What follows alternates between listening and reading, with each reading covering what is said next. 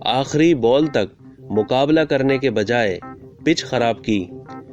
وزیر اعظم عمران خان نے اگرچہ یہ دعویٰ کیا تھا کہ وہ کپتان رہے ہیں اور آخری بال تک کھیلیں گے، لیکن وہ قومی اسمبلی کے اجلاس میں تحریک عدم اعتماد کا سامنا کرنے نہیں آئے، جہاں اپوزیشن کے 174 ممبران کے علاوہ پی ٹی آئی کے 22 ارکان ان کے مخالف کیمپ میں موجود تھے۔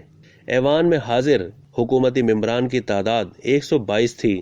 انہوں نے میدان میں آخری بال تک مقابلہ کرنے کے بجائے پچ خراب کی اور وکٹیں اکھاڑ کر بھاگ گئے۔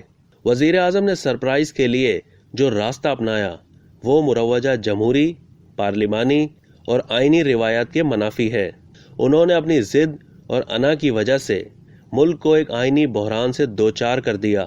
انہوں نے ثابت کر دیا کہ وہ اپنے ذاتی اور سیاسی مفاد کے لیے ملکی مفاد کو خطرے سے دوچار بھی کر سکتے ہیں۔